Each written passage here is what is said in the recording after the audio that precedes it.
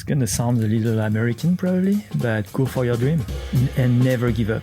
It's always when you move, when you are doing something, but you are learning, but you are growing, but your life is interesting, always. They were kind of impressed yeah. by the craziness. Yes. and sometimes maybe just being stupid. Yeah. Putting their head in the wall, bam, bam, bam. Don't be chosen. Choose. Took me 30 years to understand that. So I told JC, listen, if I try to be smart or intelligent for 2 minutes, I would stop now.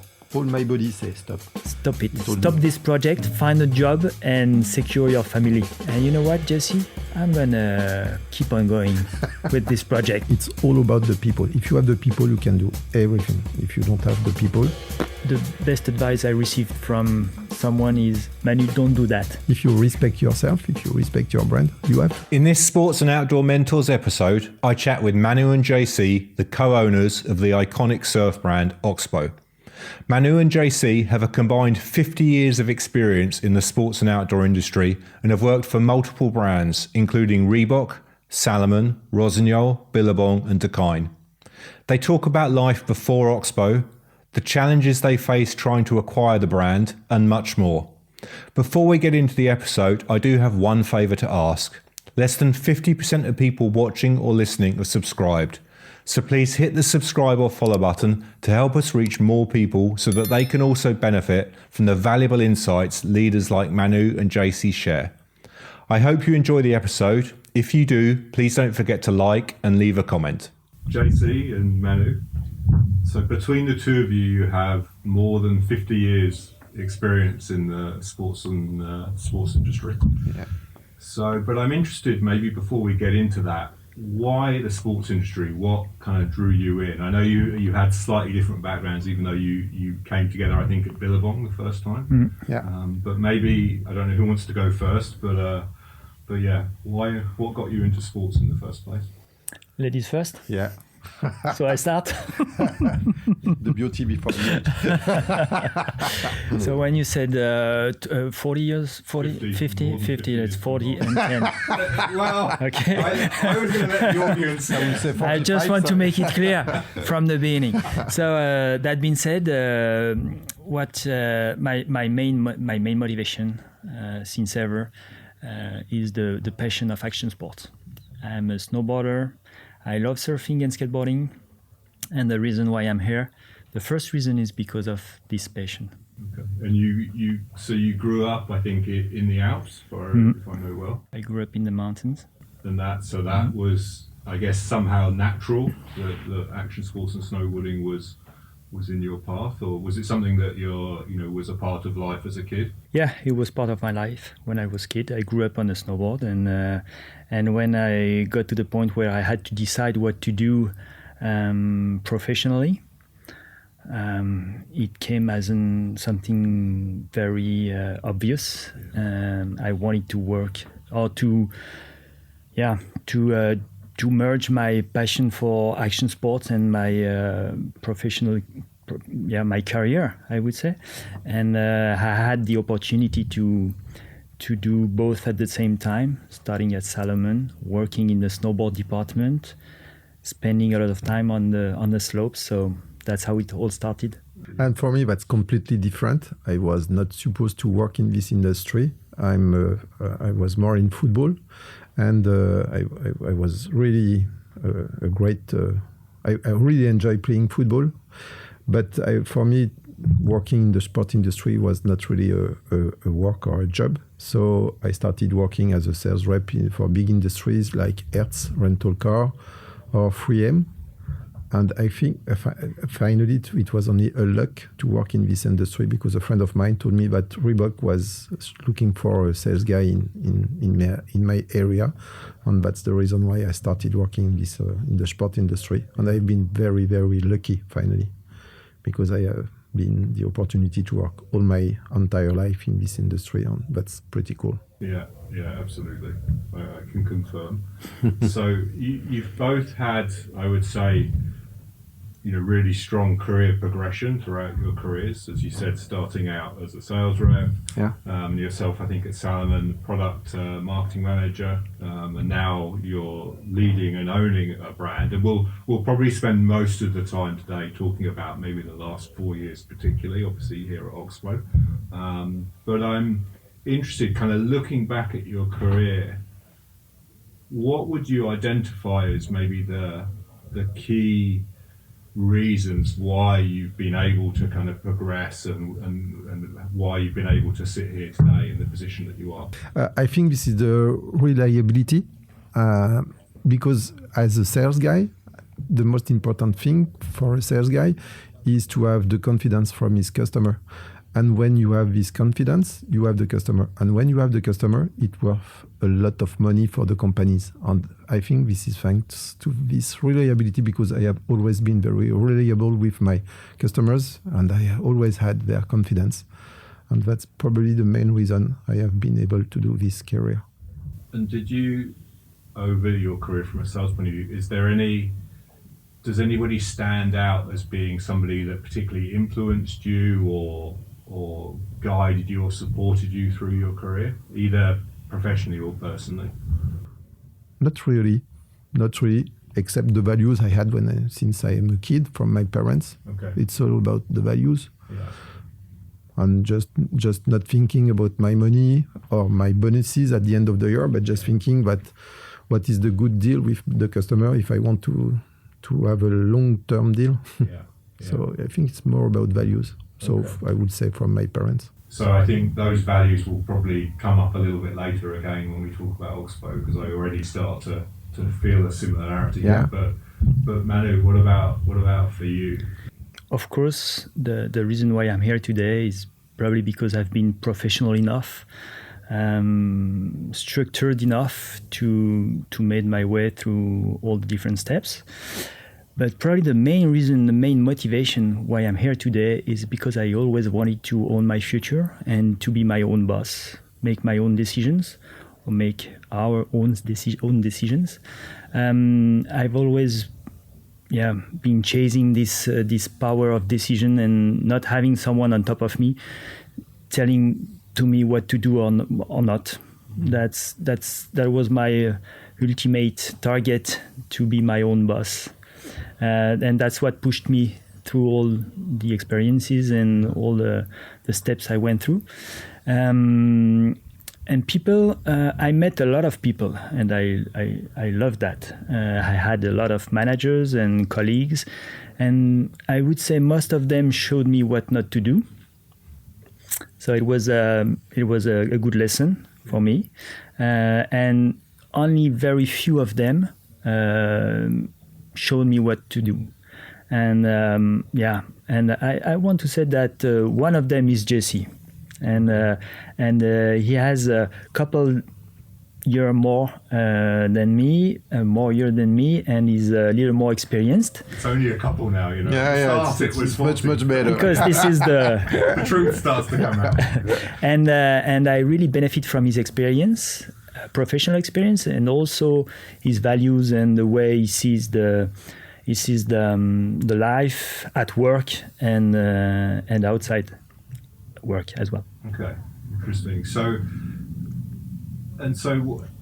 did you know each other before you worked together at Billabong? First time we met was at Billabong. And was it already, did you feel quite quickly that there was a strong relationship and, let's say, an alignment of values, or maybe not? I know. Yeah, I was laughing because to have contact with Manu, it takes years. So yeah, no, it was not just in one time we said, okay, wait, we are friends for life. Yeah. No, it's time after time we know each other much better, and I think that we are very different, very, very different in so many things. But I think we have one common point, is the value of the human being, and that's so important for Manu. I never see a guy so deep in this value. And for me, that's also a very important value, you know. And I think that was the common point. And the second point was it's not all about money. It's just about of what you do, of with how you do it, with who you do it. So, I think what's one more time. Actually, this is the values, but built our partnership. Yeah, it's more than friendship. Okay, it's like family now, Manu. yeah. No, I can imagine. But so it took a few years maybe to build that strong relationship, let's say. Yeah. But then you must have built it, because it feels like, at one point or another, I think you went from Billabong to Dakine, from Dakine to La Croix, and obviously from La Croix to here. So when you did form that relationship, it's clear it was strong. Was it one of you or the other was kind of, I don't want to say pulling the other one, but attracting the other one to, okay, look, this is a great opportunity with a new company? Or how did that work? How did that kind of path happen? Mm-hmm.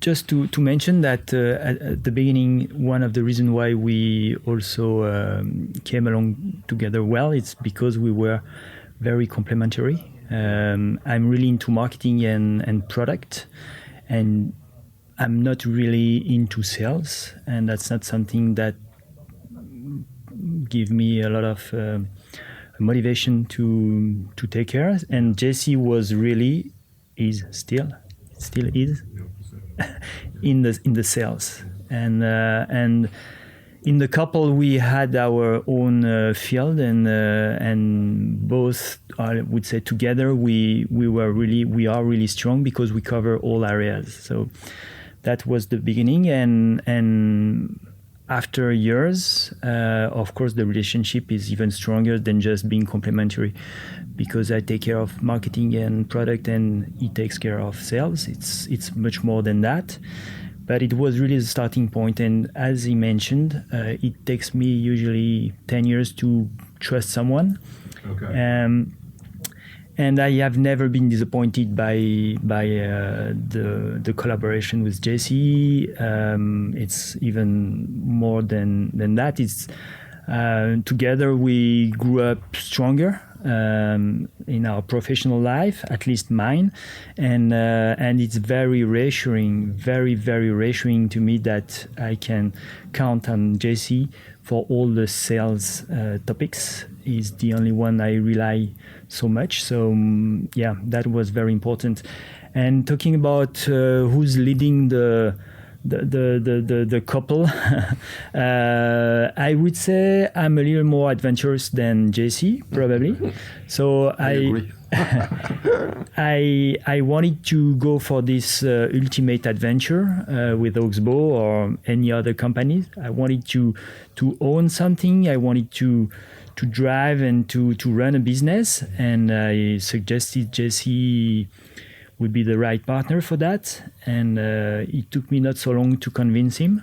I think he had enough trust in me to come on board, and that's how we decided to go for this project. Yeah. I have a little story to show why I'm so confident in and I have so many trust in Manu. At that time, he was working in the US, and he wanted to come back in Europe. And the guy in charge of the company at that time said to Manu, "Okay, you can go back to Europe, but you have to fire someone to take his place, to take his position. And when you are married with 4 kids, a lot of loans, everybody do what he has to do, and he fires someone to take the place." And Manu told me, "I will never do that. I asked these people to move from Osgore to Annecy, and now because I want to come back to Annecy, I will never fire someone, so I will be fired."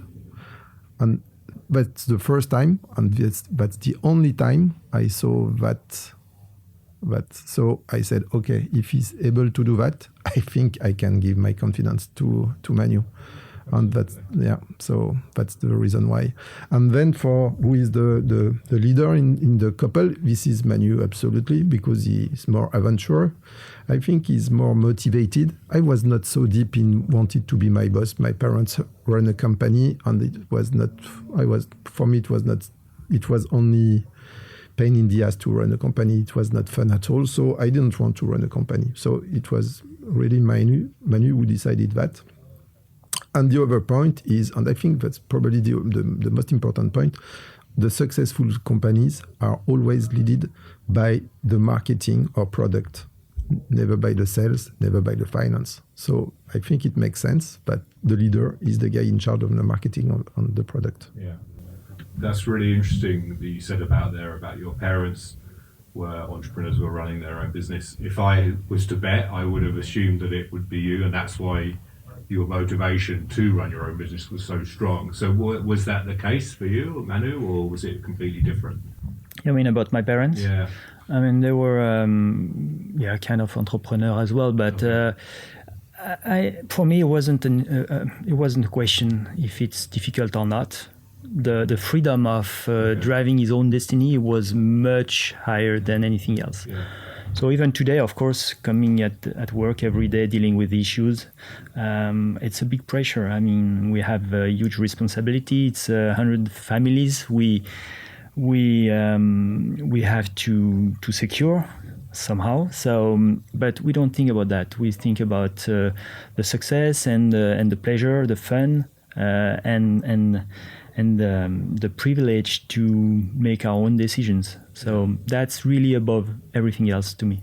Yeah, I'm interested. Was Oxbow a target, or maybe when did Oxbow kind of come into your sights of, okay, this is a business that could be interesting? Because so you bought the business in 2020, if I remember, May 2020, something like that. May. And if I believe everything that I read, which is not always the case, it was quite a long process, 18 months, something like that. 2 years, actually. 2 years, okay, Yeah. wow.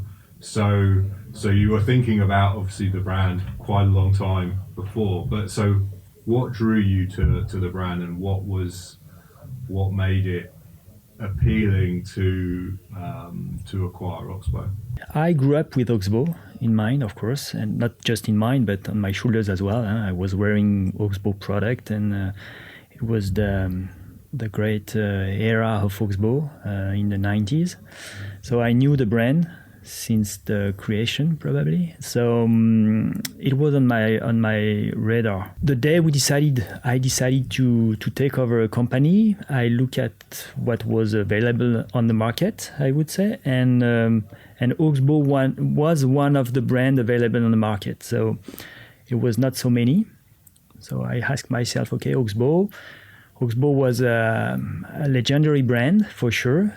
But in the late 20s, it wasn't the case anymore. Oxbow wasn't a cool brand anymore, not to me at least. But I thought there would be something to do with Oxbow. It was not damaged. The brand wasn't damaged, just sleepy, forgotten, but not damaged. And that's the reason why I decided to ask JC if he wanted to join on the project and try to take over Oxbow, because at the time when we started, it was just a try. We wasn't sure to be successful to buy the brand, the company. But the brand had enough potential, in my sense, to be taken over and awaken. Yeah. After our last experiences in the ski industry, we decided to work together in running our own company. But we didn't know at that time which company would be. Yeah. And that's Manu who told me, okay, it could be Oxbow. And I thought at that time that it was a joke. Because for me, acquiring Oxbow for 2 salaries without any money, it was impossible. And Manu told me, hey, JC, there is a lot of money. We will find the money. Yeah. So let's try. This is how it started. Yeah, probably because we weren't experienced enough to consider or to anticipate all the issues we would face, that we decided to go for it. Yeah. And that's probably the best that happened to us, was to be naive enough, just no experience to take over a company. So we couldn't see all the obstacles we had to get through it. So just, let's go for it. It's not going to be so difficult. Of course, we have to find money. It's okay. We're going to find money. Yeah. but actually the reality has been a little different, and we had a lot of obstacles to get through. I did couple tries before Oxbow. And the funny story is when I was younger, probably around 30 years old, I already made an offer to Khalida to take over Oxbow. Wow. Yeah, Okay. just on my own. Yeah. Just a simple email to the bank or Ask. hey, okay, I would offer this for Oxbow, no problem. Yeah. Can we talk? Did you get a reply? I got a reply. I still have them. I still have the replies, and they are all emails. And but after a month, they decided not to go on with me. Yeah. Interesting. So that experience of acquiring a brand, I'm sure a lot of people, probably a little bit as you to a certain extent, feel like it's maybe something out of reach, or maybe particularly from what you were saying, JC. So looking back on that process of acquiring, what were the big learnings that you had? What were the things that, like you said, that maybe initially the naivety kind of you didn't realize, but what were some of those challenges that you had to get over that really kind of helped you move to that next stage? It's gonna sound a little American probably, but go for your dream and never give up. That's really the biggest lesson for me. It's nothing is impossible, of course not. We wanted to take over Oxbow. It was totally out of our expertise and resources, I would say, financial resources. But we went for it, and we never give up. Never. And according to me, this is the confidence. Because we were so confident that we were able to run this company, for us it was so obvious that it will be not easy, but we were so confident in ourselves that finally all the other people, the ecosystem, like they said, that they believed in us, and they finally, this is what changed everything. We were so confident. For us, there were no doubt that we will be successful running Oxbow. So where did that confidence come from? Because Manu is so good and such a hard worker, but when you have the good product, the good strategy, the good marketing, if you are not doing stupid thing in sales, just respecting the work before, you have success. Being employees, having the operational position for 20, 25 years, it gives you huge expertise as well. And we believe that companies should be run by people knowing the job, like the job they ask to the employees to do. And of course, we didn't know anything about finance. Managing a company, for sure. Managing budgets, for sure. But finance, it's something different. It's something technical. But finance, it's just a way. It's just a way to. It's a consequence. Yeah, to take over a company or to run a business. It shouldn't be something leading the project. It's something it's a resource. Yeah. And if you consider finance, for instance, as a resource you can get it from someone else. You can find it, no problem. So that's what we have done. But we were expert of sales, marketing, and product, and managing people as well. Yeah, of course. That's where the confidence, at least for me, came from. When you know to manage people and you know the job you ask the people to do, okay, you have time or energy to improve on finance or logistics or things like that.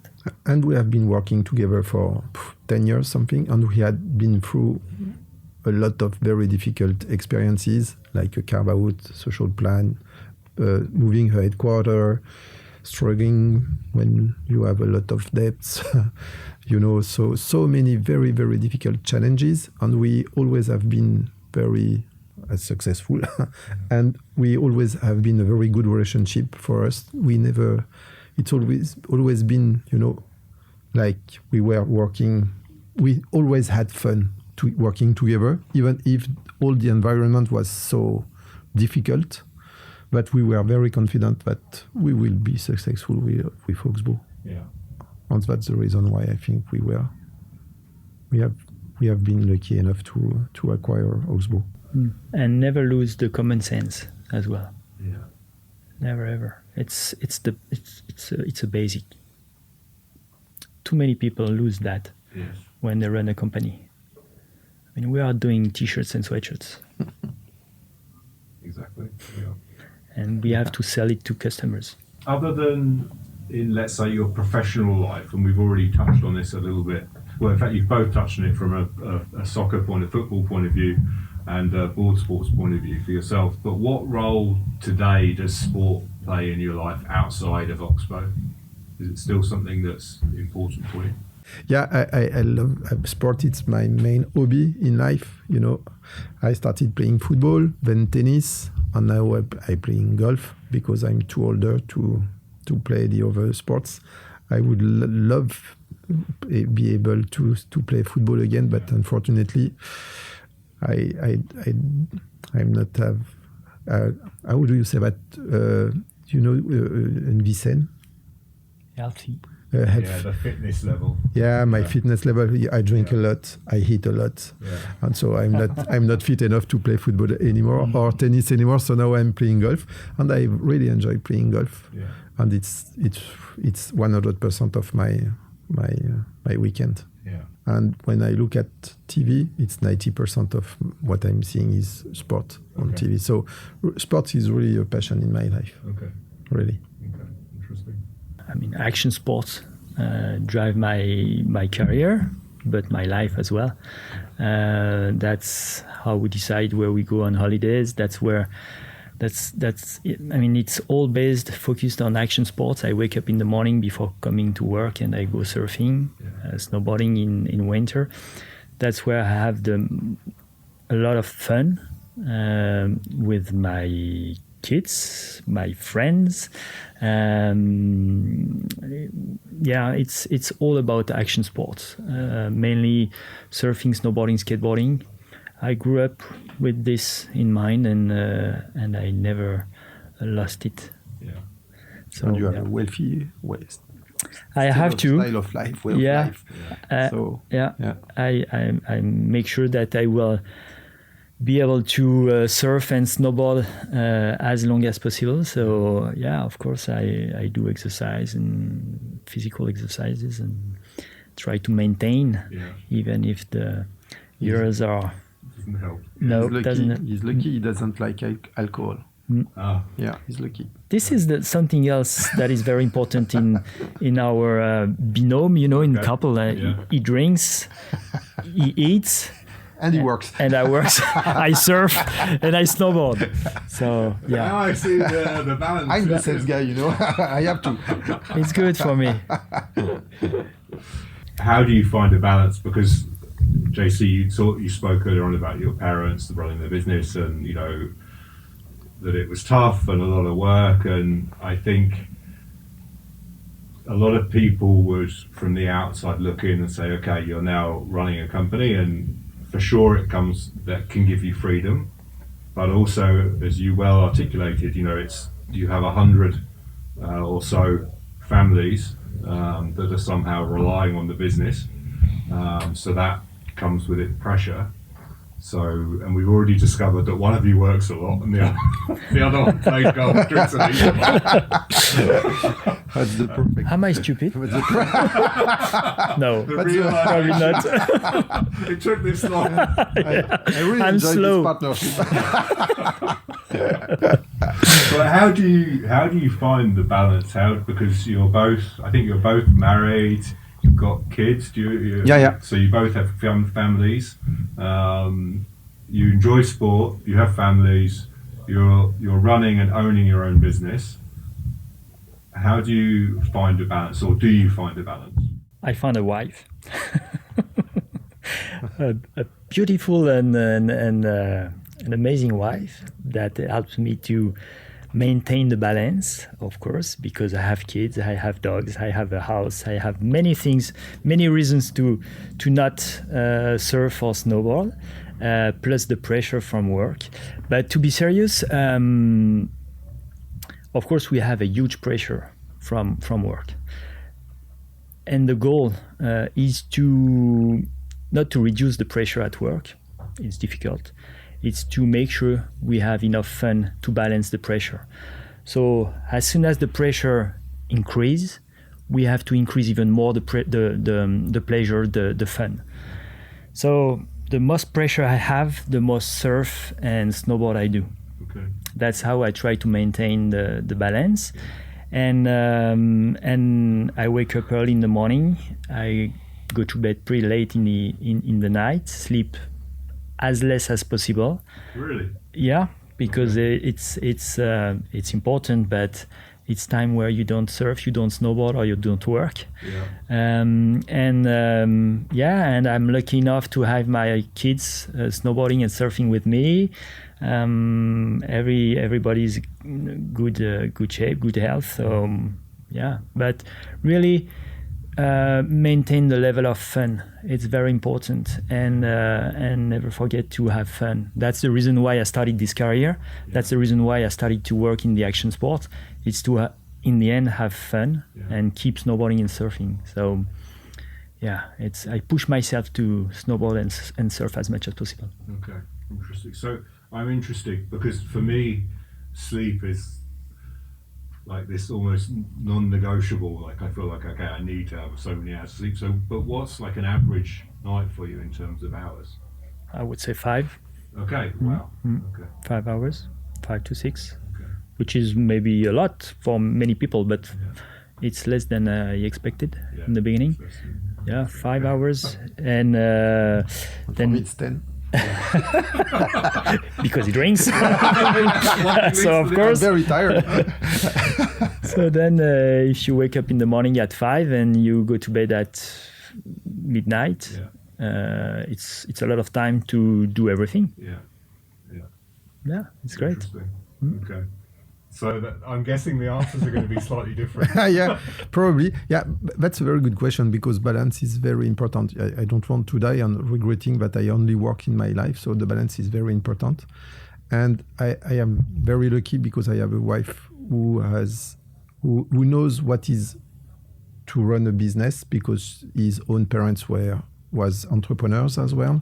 And she understands very well that I have to work a lot. And she also a very good golf player. So we spend a lot of time together playing golf during the weekend. So during the weekend, we are really together. And thanks to that, I have time during the week to work as much as I need. And the balance between the pressure and the fun in the work is also very important. And with Manu, each day, I think we speak together at least 1 or 2 hours every day. And we have a lot of fun because we have the same sense of humor, so we laugh a lot. So we don't have the feeling that we are working, even if we are always working together. And he's a very hard worker, so I have to follow him. So yes, we work a lot, but it's always very, very fun. Yeah. Even in the most difficult period, we have fun. And that makes the difference because we don't take decision under pressure. We are taking decision, with a clear spirit, without pressure, because of the fun we have to work together, and that makes a big, big difference. Yeah. If you look back at your career pre-Oxbow, is there any, or what are the key learnings of that career that came from a mistake that you made? That you're like, okay, I screwed that up. Okay, so this is a great learning from that. Is there anything that stands out? Yeah, for me, I spent 15 years at Reebok. Okay. And I was in a very comfortable position. And I'm saying that today, but at that time I was not thinking that way because it was so comfortable. But at that time, I lost my time. I could have done so many different things, so better things. So I lost my time because I did, at least the 5 last years, I didn't learn anything. So I lost my time, and that's a big regret. It's always when you move, when you are doing something, that you are learning, that you are growing, that your life is interesting. Always. So my biggest regret will be that. And it would have been cool to meet Manu 20 years ago, but earlier, I would say. It would have been cool, but but my biggest regret was to spend too much time at Reebok. Even if Reebok was such a great company, I spent so much. I have only good things to tell about Reebok. Just personally, I lost my time. The 5 last years. And maybe that was connected to the. You talked earlier about maybe there's a bit of a risk, maybe risk aversion on this side of the table, and kind of more willing to take risk, and maybe that was part of it as well. Like you said, when you're in that kind of comfort zone, and it was easy. And I really like to be in my comfort zone. This is my nature, but it's not the best. It's not where it's the most interesting. When you are in comfort zone, you are doing nothing, so that's cool. But at the end, but you regret. It's like in a day. If you want to stay in your bed, it's cool. But at the end of the day, you regret to stay in your bed. It's a kind of the same. I would say when I was in the US, I had too much pressure for different reasons. I was in charge of too many things, and I started to forget the reason why I was in the action sport and why I was doing this job. And I started to really stop snowboarding and surfing.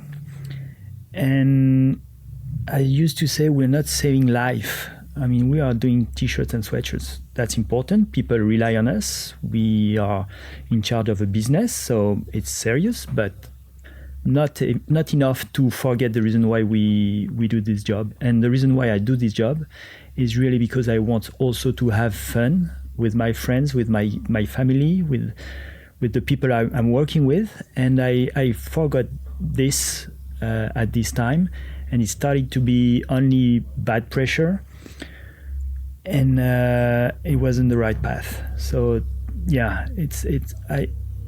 I've been fortunate enough to say stop early enough, but I wasn't good. I wasn't feeling all right, and I have seen what it is to not be aligned with your values and your motivations enough to understand that that's something I don't want. So I keep this in mind every day. Okay, t-shirts, sweatshirts, people I'm happy to work with, fun, snowboarding, surfing, families, friends. Okay, let's keep that alive. If you think back to maybe the first 12 months after acquiring the brand, were there any surprises in terms? I'm sure there were lots of surprises, but in terms of kind of having the knowledge and the understanding of how to deal with this, anything that stands out where you're like, oh, I didn't expect this, or I have no idea how to deal with this. Yeah, that's very surprising, but I would say no, because the company was really clean. Khalida was very clean, so there were no hidden problems or whatever. So it was the biggest surprise. The surprise came from that nothing was wrong. Of course, we had to reposition and to run our strategic plan, but nothing was wrong. We had big challenges ahead. The carve out, so getting the company out of a group. But we did it twice. So we knew how to do it. It's never easy. It's never done. But nothing was wrong. Nothing was wrong. That was the biggest surprise. The people, the process, the finance, customers, everything was all right. Even the carve out has been easier than we thought, and much easier than all the investment funds thought. Because that's one of the main reasons why the investment funds never wanted to buy Oxbow, because of the carve out, because statistically it cost a lot of money. It cost millions. but it didn't.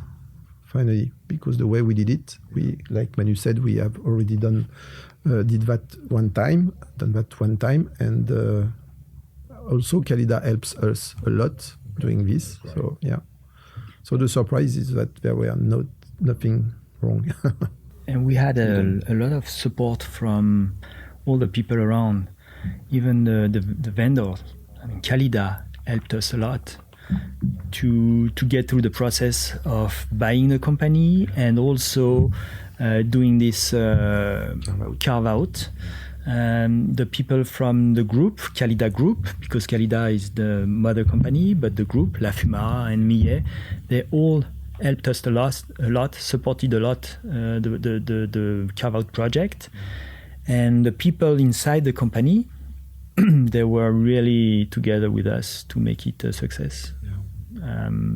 So the 12 first month, we haven't had a big surprise. We went through the process we decided to go through, the carve out and looking at the logistic as well, making sure that Oxbow recovered from the COVID-19, because when we took over the company, it was full in the middle of the lockdowns and all these things. So we had to recover from COVID-19 in terms of business, and also making sure that the company became independent from the group. And on top of that, organizing, driving the repositioning of the brand and making our strategic plan a reality as well. Yeah, of course, it's silly to say it now, but of course, I mean, the timing almost couldn't have been any worse somehow. Because it was May, so 2 months after the kind of initial lockdowns. Yeah, the first one. But I think we had three lockdowns maybe somehow. So it was really in the middle of these turbulences. Actually, we signed just before the first lockdown. Okay. Just before. Okay. It was crazy. That's the funny fact. No, that's funny. We signed the takeover. We signed the agreement before knowing what's going to happen with the COVID-19. Yeah, it's just like 1 or 2 weeks before the first. Yeah, it was something in China. Yeah. Okay, happening in China. So we signed. We said, okay, we buy it. Yeah. And 2 weeks after the lockdown, and all the things with the COVID-19, and we had a month between the day we signed and the day we had to give the check, the money. Yeah. And then in the middle of this period, then the lockdown and all the customers, the retailers, everything collapsed.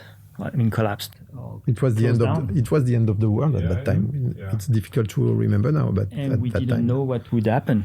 And now we say that's funny, but at that time, because it took 2 years to take over Oxbow, and we had so many obstacles, thinking that okay, this time it's okay, we're gonna buy it, okay, everything is done, and for one reason, boom, it was not the case. So we had to start again, and we did that probably 5 or 6 times. So my friends were saying, and JC, this time it's okay, and I said yes, this time it's okay, unless Trump sent a nuclear bomb on Kim Jong-un. Unless that, I think it will be okay. And 2 weeks after, this is the lockdown. So my friends were calling me and said, JC, I think that time it's impossible to take over a company in this condition.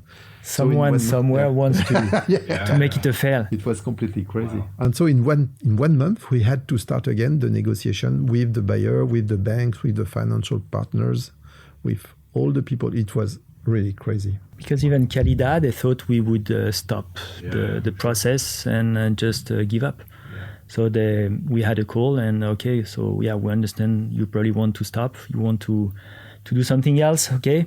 And we said, no, of course not. Yeah. No. We want to buy it. Just we need to talk again. Sure. Yeah. Find a new deal. Yeah. But we want to buy it for sure. Wow. That must have been incredibly stressful now. I mean, Yeah. when you think that a week or so Mm-hmm. before you signed, Yeah. I mean, I know how stressful it was working for I was working for Sound at the time, so Mm-hmm. you know, $1 billion business, and I know how stressful that was. So for you, I don't even want to imagine. I mean, it's, Yeah, it was especially for you, Manu, because Manu has 4 kids, young kids. I have 2 daughters, 30 years old, so they are independent. So, and I was at that time I had no more loans. Now it's a little different, but at that time, so it was a little less stressful for me than for Manu. But it was, Yeah, because we had working for 18 months, but not just JC and myself. We had a team of maybe 5 or 6 people, lawyers and consultants and advisors. So for 18 months, and in this kind of deal, you have to pay these guys for the 18 months. And usually when you do the deal, they are paid, let's say the deal. Yeah, The amount of the deal. the money is included in the deal.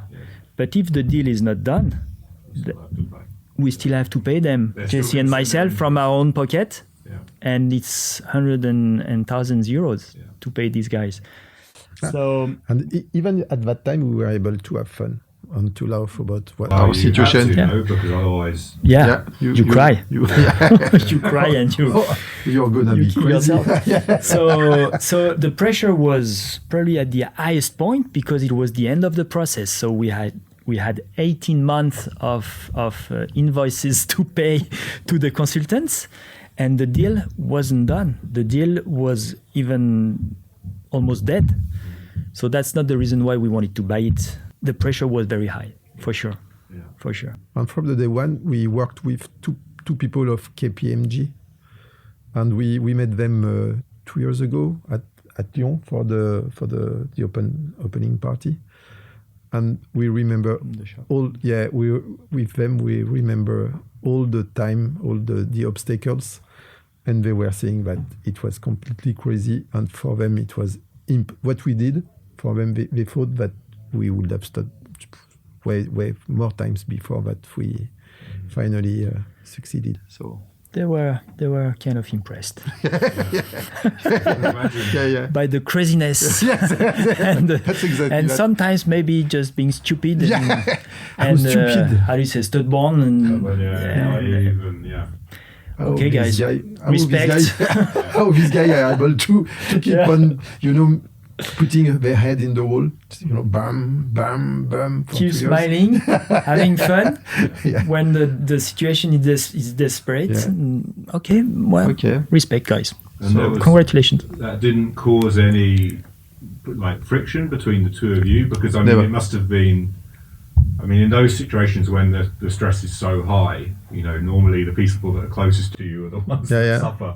That's the other crazy thing. Never, not even a single second. Never.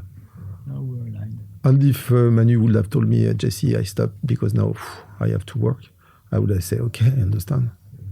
It never happened. Yeah, no, and I always had your support. So I remember when the car we In Geneva. were driving to Geneva for one more meeting, but one of the last ones, and we had many reasons to be kind of desperate because we had to announce to Khalida that we had a no-go from a bank, and it was already like 15 months working on the project. So I told Jesse, listen, if I think 2 minutes, if I try to be smart or intelligent for 2 minutes, I would stop now.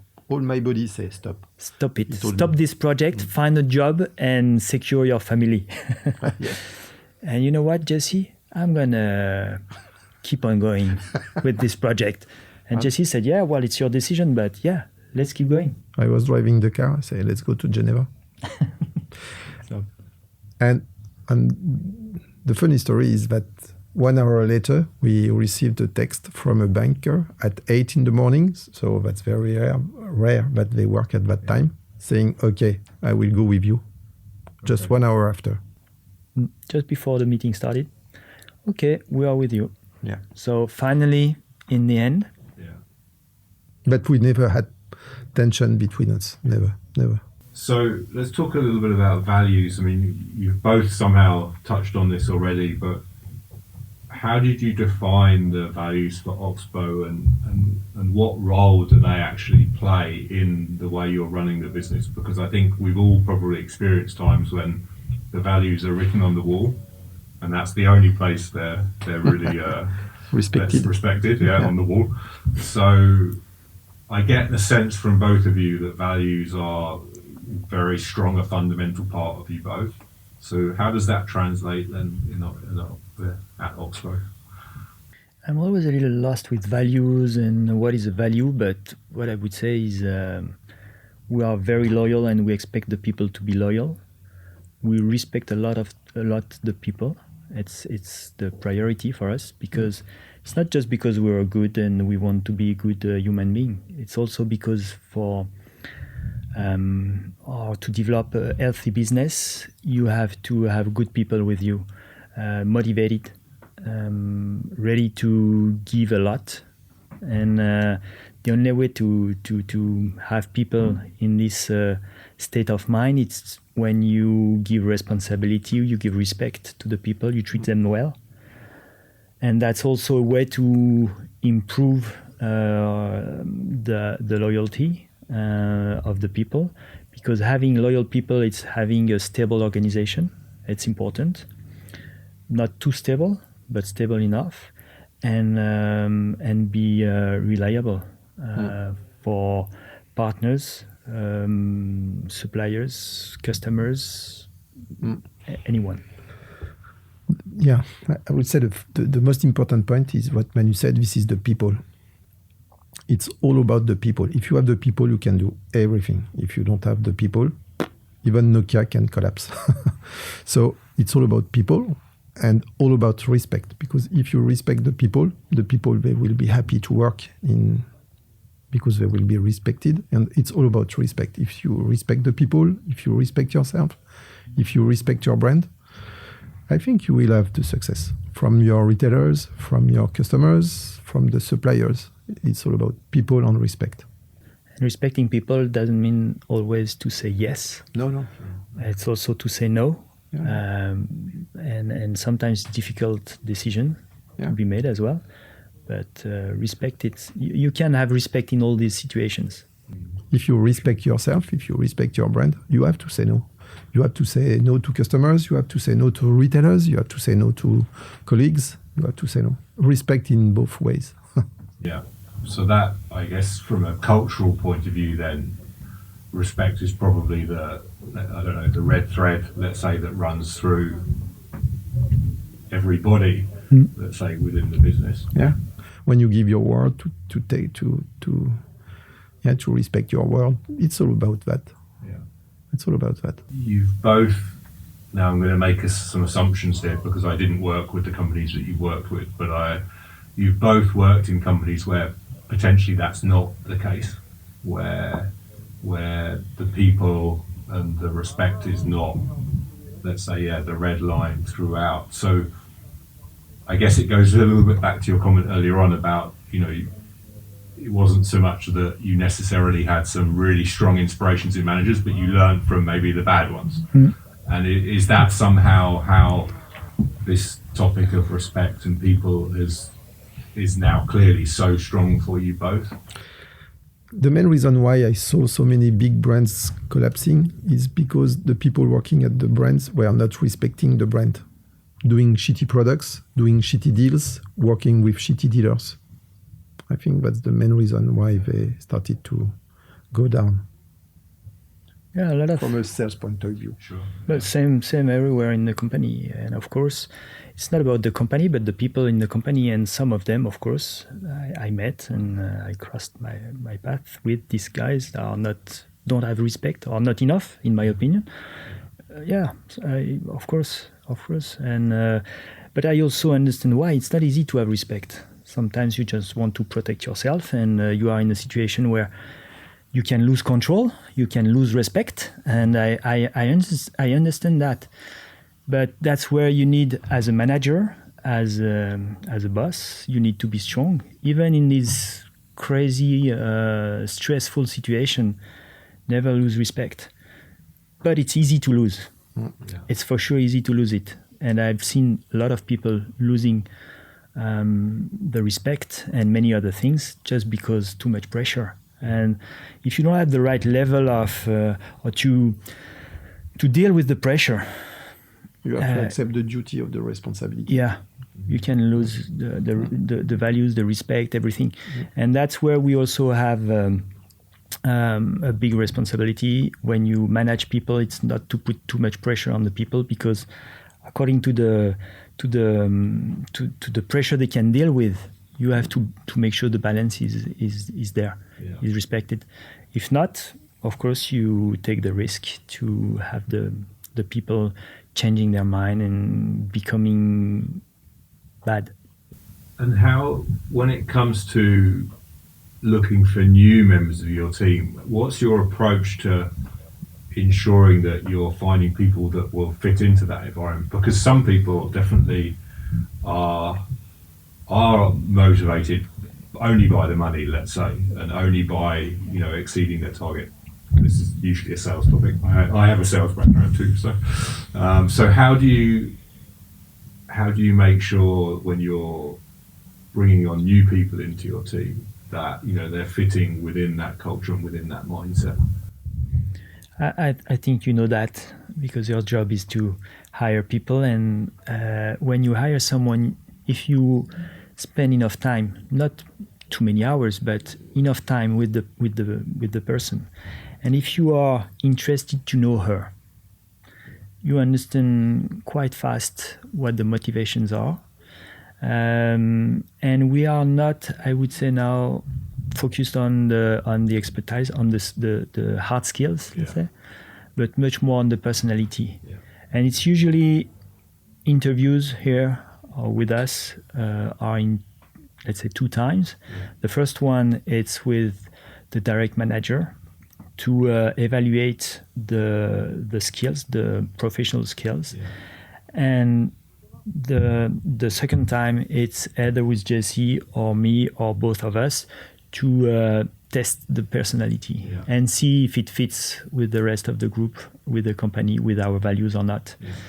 And we don't talk about expertise. We don't talk about the missions related to the position, but more about you have brothers, sisters, what your parents are doing, or what's your hobbies, who are you, what you like, what you don't like, what don't you like, and many things to discuss about.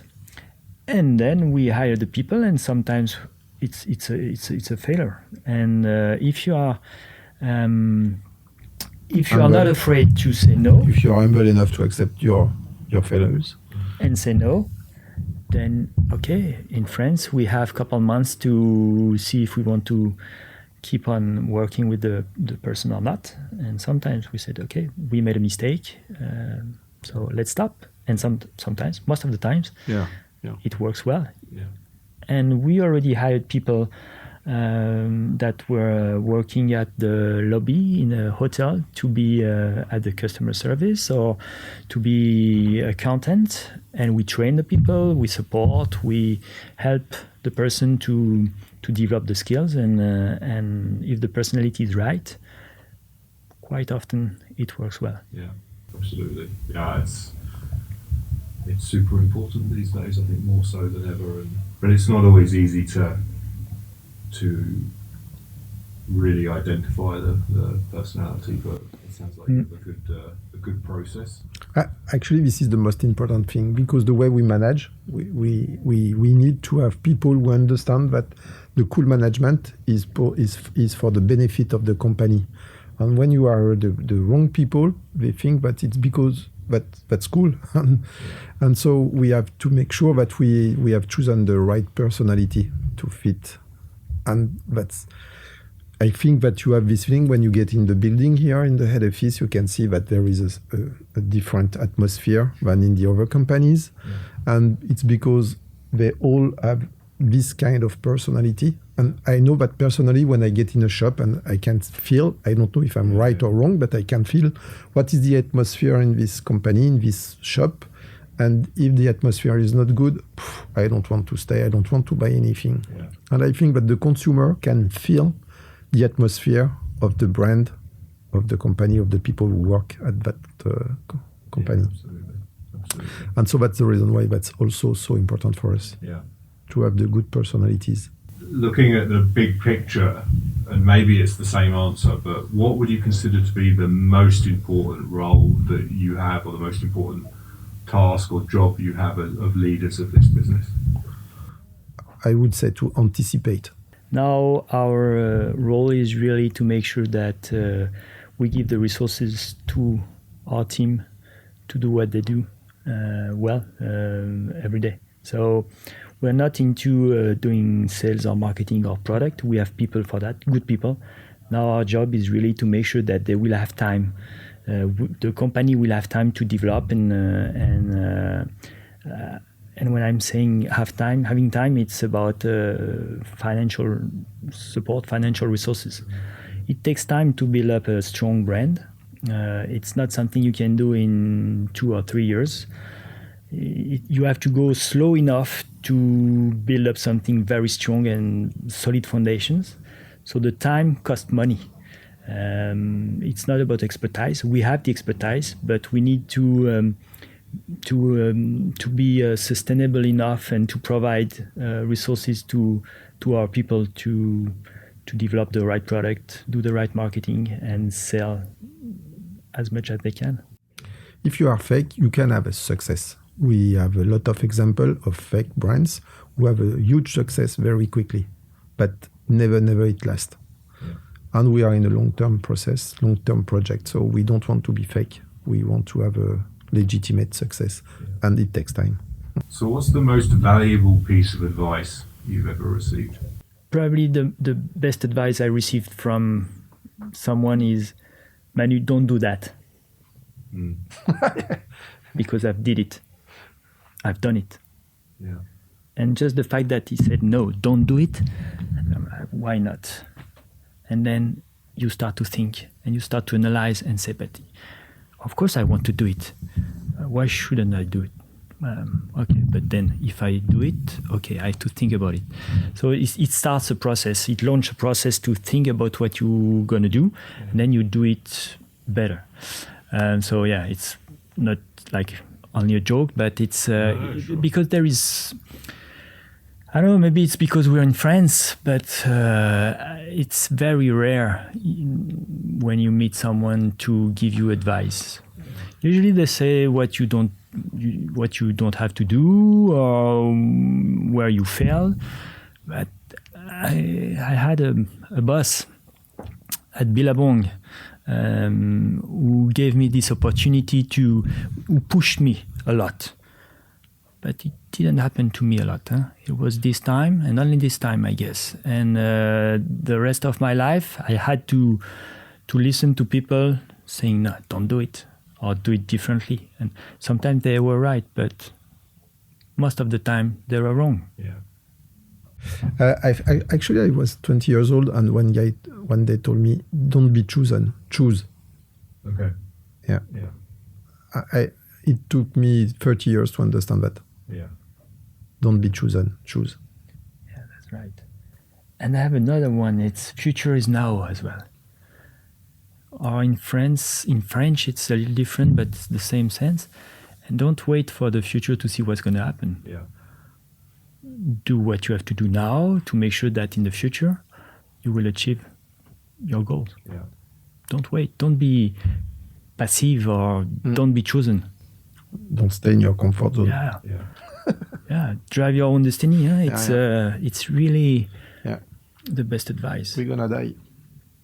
One day. Short is life. Life is short. Yeah.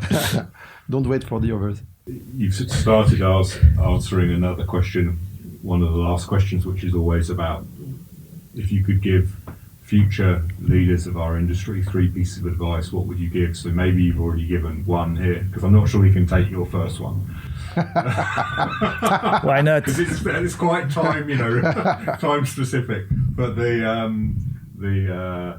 life is short, so future is now is a good one. I think that be confident in yourself is the first step, Okay. because it's too difficult. If you're not confident in yourself, you won't be able to succeed, and most importantly, you won't be able to convince the others that you are able to do it. And it's all about confidence and convincing the others. So the first advice, I would say, be confident in yourself. If you doubt, don't try. Yeah. The second one for me would be a hard worker, because if not, you're going to disappoint. And it's good to be confident in yourself, but never disappoint, because it's worse then. And the third advice is, it's so much better to have a partner. It makes all the difference. Alone, for me, it would have been completely impossible. And so the third advice is choose a hard worker.